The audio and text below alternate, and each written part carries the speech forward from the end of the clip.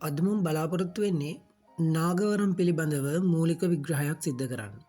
මූලිකවම නාගවරම් කියන්නේ මොකක්ද? නාග ශක්තියට කළ හැකි දෑ මොනවද? ඒ වගේම නාගවරමේ ලක්ෂණ මොනවද? ඒ විතරක් නෙමෙයි මේ නාගවරමට අවසර දෙන දෙවි දේවතාවුන් වහන්සේලා කවුද? නාගවරමට හිමි වෙන වරප්‍රසාද මොනවාද කියන එක වගේම නාගවරමේ තියෙන ප්‍රධානම දුර්වලතාව මොනවද කියන එකත් මම මේ වීඩියෝ තුලින් සම්පූර්ණයෙන් කතා කරනවා. ඉතින් මේ වීඩියෝ සම්පූර්ණයෙන්ම මුල සිට අගට යනකම් ශ්‍රවණය කරන්න. ඒ වගේම සබස්ක්‍රයිබ් කරලා තියාගන්න මේ channel එක. ඔබට වටිනා වීඩියෝ ඉදිරියටත් ලබා ගන්න. හොඳයි. නාගවරම් කිව්වහම නාගවරම් ආකාර දෙකකට බෙදන්න පුළුවන්. මේ දෙක ගැනම මූලික අවබෝධයක් ඔබට තිබිය යුතුයි. මොකද ඔබගේ නාගවරම මේ මොන ආකාරයටද අයිති වෙන්නේ කියන එක ගැන ඔබ දැනගෙන තමයි කටයුතු කරන්න ඕන. වර්තමානයේ බොහෝ දුරට මේ දක්නට ලැබෙන්නේ දෙවියන් මුල් වන නාගවරම්. නමුත් තවත් නාගවරම් ආකර්ෂණ මාලාවක් තියෙනවා. හෙළ නාගවරම් කියලා හඳුන්වන්න පුළුවන්. එතකොට නාගවරම හෙළ නාගවරම් සහ දෙවියන් මුල් වන නාගවරම් කියලා ආකාර දෙකකට බෙදා වෙන් කරන්න පුළුවන්. මොකද්ද මේ නාග ශක්තියට කරන්න පුළුවන්? නාග ශක්තියට කරන්න පුළුවන් දේවල් මොනවද කියලා බලද්දී විශේෂයෙන්ම පොළවේ යට පාතාලයේ දැකීමේ හැකියාව මේ නාගවරමට තියෙනවා. ඒ විතරක් නෙමෙයි. වස්තු, ධන නිධාන, සම්පත් ආදිය පැහැදිලිව හරි ආකාරයෙන් දකින්න මේ හැකියාව නාගවරමට හිමි වෙනවා. ඒ විතරක් නෙමෙයි, ගොඩාක් දුරට රෝග වලට හේතු වෙන්නා වූ දෝෂ ඇදීමේ හැකියාවත් මේ නාගවරම් තුල ගැබ් වෙලා තියෙනවා. ඒ ශක්තිය, රෝග සුවපත් කිරීමේ ශක්තිය ගැබ් වෙලා තියෙනවා. මේ නාගවරම්ක ලක්ෂණ බැලුවට පස්සේ බලන්න ඔබගේ වරමෙත් මේ කියන්නා වූ ලක්ෂණ තියෙනවද කියලා. බුදුදහමට ඊටාම ලැබී හරිම ලෙන්ගතුයි බුදුදහමට මේ නාගවරම් සත්‍ය නාගවරම් තියෙන වරම් දරුවෝ සහ වරම් ඥාති. එතකොට කිරි සහ කිරි මිශ්‍ර ආහාරවලට රුචිකත්වයක් දක්වනවා. සත්‍යවාදී සහ සත්‍යගරුකයි. සත්‍ය වචනය මත ක්‍රියා කරලා තමයි කටයුතු කරන්නේ. අවංක සත්‍ය වචනය මත ක්‍රියා කරලා කටයුතු කරන්නේ. එතකොට මේ හෙළ නාගවරම තුල මූලික ලක්ෂණයක් තමයි අදිෂ්ඨාන ශක්තිය සහ භාවනා ශක්තිය වැඩි.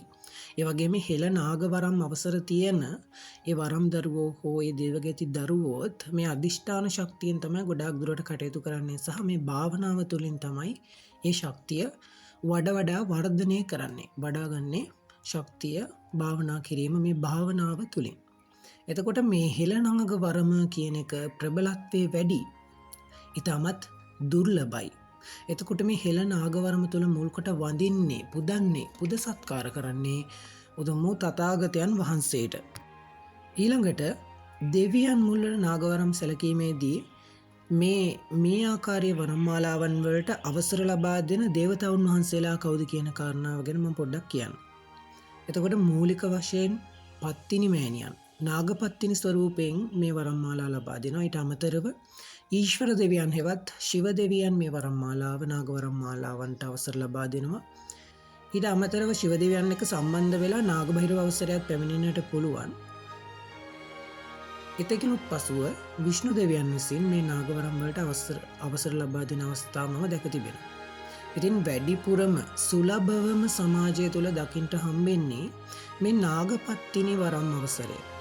නාගපත්තිනි මෑණියන් හරහා ඉන්නා වූ මේ වරම් අවසර තමයි බහුතරයකගේ දකින්න ලැබෙන්නේ දේවගේ දරුවෝ සහ ඒ සමාජය තුළ. ඉතින් එතකොට ඊට අමතරව දෙවියන්ගේ බලවත්ම නාගවරම හම්බෙන්නේ ශිව දෙවියන්ගෙන් කිව්වොත් මම නිවැරදි. එතකොට මම කිව්ව මේ ශිව දෙවියන් හරහා බලවත්ම නාගවරම ලැබෙනවා. එතකොට ශිව දෙවියන් නාගපත්තිනි වරම තියෙන සමහර දේවදරුවොත් ශිව දෙවියන් අදහගෙන ඒ වරම් බල කරගන්න කටයුතු කරනවා. එතකොට ශිව දෙවියන් හරහා ඔබට නාගබහිරව අවසරය ලැබෙන්නට පුළුවන්. ඉන්පසුව දුර්ලභම සහ අඩුවෙන්ම දකින්න හම්බෙන්නේ විෂ්ණු දෙවියන් හරහා ලැබෙන නාග අවසරය. එතකොට මේ නාගවරමට හිමි වෙන වරදාන වරප්‍රසාද වරම් අවසර මොනවාද කියලා කිව්වොත් විශේෂයෙන්ම පැහැදිලි සක්සුදක්සේ පැහැදිලි නේත්‍රාවරමක් මුල් කාල සීමාවේ හිමි වෙනවා. එතකොට මේ නේත්‍රාවරම ඔබ ධන නිධාන වස්තුලාභ බලන්න යොදවනවා නම්, පාවිච්චි කරනවා නම්, අයිතා විදිහට හසුරවනවා නම් ඒ නාගවරමේ නේත්‍රා අර මුල් කාල සීමාවට වඩා පසු කාල සීමාවේදී දුර්වල වෙන්නට පටන් ගන්නවා. එතකොට මේ නේත්‍රාවරමත් සමගම යන හොඳ පේන මාලාවක් ලැබෙනවා. ඒ විතරක් නෙමෙයි සිහි සහ අඩසිහි වරම් ලැබෙනවා. ස්වප්න දර්ශන වරම් අවසරය ලැබෙනවා. මොකද මේ ස්වප්න දර්ශන වරම් අවසරය කියන්නේ? ගොඩාක් දේවදරුවෝ සහ දේවගති දරුවෝ මේ වරම් පිළිබඳව වරම් ලබා ගන්නා මුල් කාල සීමාවේදී සිහිනෙන් තමන්ගේ කරුණු කාරණා පිළිබඳව දකිනවා. නමුත් ගොඩක් දෙනෙක් වරම තහවුරු කරගත්තට පස්සේ වරම් අවසරයට නිසි විදිහට ඒ වතාවත් කරලා ලබා ගැනීම සිද්ධ කළාට පස්සේ මේ දේවල් ටිකක් පෙන්눔 කරන එක අඩු වෙනවා. නමුත් මේ ස්වප්න දර්ශන වරම තමයි ඒ ක්‍රියාත්මක වෙන්නේ. ඉතින් ඔබට පුළුවන් ස්වප්න දර්ශන වරම දියුණු කරගෙන ඉදිරියටත් වරමෙන් කටයුතු කරද්දිත් දිගින් දිගට ඕනෑම කාරණාවක් පිළිබඳව තමන්ට දෙවොලේදී දැනගන්නට ලැබෙන කාරණා, ආතුරයන්ගේ රෝග කාරණාවලදී අදාළ ඖෂධ, මේ වගේ දේවල් ඉදිරියේදී වෙන්න තියෙන දේවල්, මේ දේවල් ඔබට ස්වප්න දර්ශන වරම් පැහැදිලි කර ගැනීම මගින් බලා ගන්න පුළුවන්. ඉතින් මේ නාග වරමටත් මේ ස්වප්න දර්ශන වරම් අවසරය හිමි වෙනවා. ඊළඟට ගොඩක් දුරට භාෂා වරම සහ මන්ත්‍ර වරම මේ නාග වරමට හිමි වෙන වරප්‍රසාදයක් කිව්වොත් නිවැරදි. ඒ වගේම දෝෂ ඡේදන වරම, දෝෂ ඉවත් කරන්න, දෝෂ කැපීමේ හැකියාවක් තියෙනවා. නමුත් දෝෂ කැපීමේ හැකියාවටත් වඩා මේ නාග වරම තුල දකින්න හම්බෙන්නේ දෝෂ ඇදීමේ හැකියාව. දේශිකාවලට මේ ආදි වශයෙන් දෝෂ ඇදීමේ හැකියාව පවතින. නාගවරමේ දුර්වලතාවයක් තියෙනවා. බලන්න ඔබෙත් නාගවරමේ මේ දුර්වලතාවය තියෙනවාද කියලා. තියෙනවා නම් මග හරවා ගන්න අවධානයෙන් සහ ඊටමත් උනන්දුවෙන් කටයුතු කරන්න කියලා මම සියලු දෙනාට කියා සිටිමින් මෙන්න මේ විදිහට මම කියනවා. නාගවරම එක දුර්වලතාවයක් තමයි මේ නාග කොට්ටාස කියලා කියන්නේ තරමක් රාගාධික ඥාති දේවතාවුන් වහන්සේලා නැත්නම් වරම් දේවතාවුන් වහන්සේලා හිමි වරම්.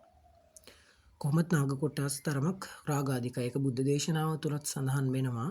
ඉතින් ඔබගේ නාගවරමට දෝෂ එකතු වීමේදී නාගවරමේ නාග ශක්තියට අදාළ බලවේග යම් යම් අවස්ථාවලදී දුර්වල වීමේදී කාම ප්‍රේත, කාම යක්ෂ, කාම භූත කොට්ටාස ආදීන් ඔබගේ වරමට සම්බන්ධ වෙන්න උත්සාහ කරනවා. ඉතින් මේ බව හොඳට සිහියේ තබාගෙන කටයුතු කළ යුතුයි. මොකද කිලි අතරින් වැඩිපුරම බලපාන සහ බරපතලම අපි අවධානය වැඩිපුරම දිය යුතු කිල්ල තමයි නොසැලකිල්ල. ඉතින් මේ නොසැලකිල්ලට ඔබගේ වරම හසු කරගන්නේ නැතිව කටයුතු කරගෙන යන්න. ඉතින් පින්වත් ඔබගේ නාගවරමින් ලෝක සත්වයාට පිහිට වෙන්න ඔබගේ වරම තව තවත් බල වේවායි ප්‍රාර්ථනා කරමින් ඉදිරි දිනකදී මේ පිළිබඳව තවත් දිගට විග්‍රහයක් කරන්න බලාපොරොත්තු වෙන්නේ. මම මේ වීඩියෝන් සමුගන්නවා. සබස්ක්‍රයිබ් කරලා තියාගන්න මේ channel එක. ඔබ සියලුම දෙනාට උතුම් දෙවි දේවතාවුන් වහන්සේලාගේ පිහිටයි ආශිර්වාදයයි. තෙරුවන් සරණයි.